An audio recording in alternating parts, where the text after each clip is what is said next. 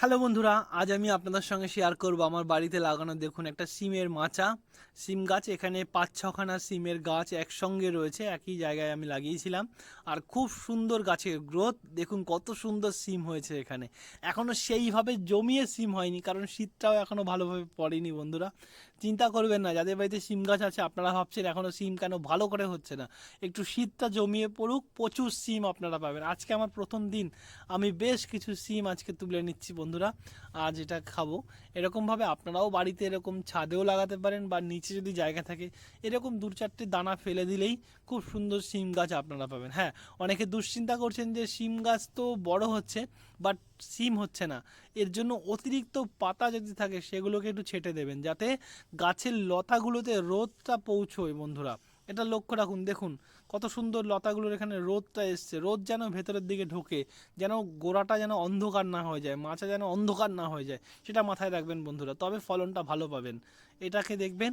আর খুব ভালোভাবে লক্ষ্য রাখবেন যে সিম গাছের লতার মধ্যে কালো কালো চিরুনি পোকা মতন সেগুলো হচ্ছে কিনা। যদি সেগুলো হয়, শোষক পোকা, দোকানে গিয়ে বলবেন শোষক পোকার ওষুধ দিন। কালো কালো শোষক পোকা দেখবেন সিম গাছের লতার রস খেয়ে নেবে, তাতে সিম গাছটা বেড়ে উঠবে না বন্ধুরা। আরও কিছু গাছ রয়েছে দেখুন, এটা বেগুন গাছ, এটা আগেও আমি শেয়ার করেছিলাম। একটা বেগুন আজকে বড় হয়েছে, এই বেগুনটা আমি তুলবো। এভাবে আপনারাও পারেন, বাড়ির ছোট ছোট জায়গা থাকলে সেখানে এরকম কিছু সবজি গাছ লাগালে বাড়ির খুব মজা লাগে, ভালো লাগে যখন এই সবজিগুলো বাড়িতে খাবেন আপনারা। দেখুন একটা লঙ্কা গাছও রয়েছে, বেশ কিছু লঙ্কা পুরো পেকে রয়েছে, দেখুন দেখুন বন্ধুরা, খুব সুন্দর লাগে দেখতে। আর এগুলো খুব মারাত্মক ঝাল। লঙ্কাগুলো বেশ কিছু আমি কালেক্ট করে নিচ্ছি, আপনারাও পারবেন বন্ধুরা, করা খুবই সহজ। দেখুন কতগুলি লঙ্কা আমি তুললাম। আরেকটা গাছ দেখাচ্ছি, দেখুন বাবু এখানে ঝুলছে, এটা কি বলুন তো বন্ধুরা, বাঁশ গাছের লতাতে ঝুলছে, বাঁশ গাছের লতাটা ঝুলছে। এটা দেখুন চাল কুমড়ো, একদম সিজনের শেষের দিকের চাল কুমড়ো। এই চাল কুমড়োটা আজকে আমি এটা কেটে নেব। আরও কয়েকটা রয়েছে, দেখাবো আপনাদের সঙ্গে।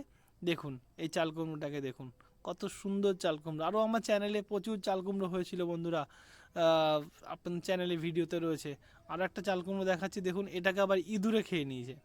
ইঁদুরের মানে গেছো ইঁদুরগুলো হয় না, সেই ইঁদুরগুলোকে খেয়েছে। দেখুন ছাদ বাগানে চলে আসলাম, যেখানে প্রচুর দেখুন গন্ধরাজ লেবু, কত সুন্দর লেবুগুলো হয়েছে দেখুন বন্ধুরা।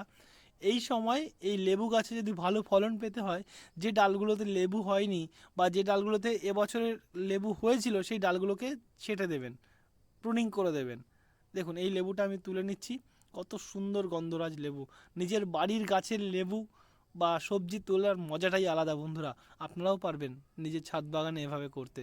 দেখুন আজ কি কি সবজি তুললাম, দেখুন চাল কুমড়ো, শিম, আর তার সঙ্গে এই যে বেগুনটা, আরও তুলেছি লঙ্কা, আর এদিকে লেবু তো রয়েছেই, আর এই যে লঙ্কাগুলো যেগুলো তুললাম সেটা।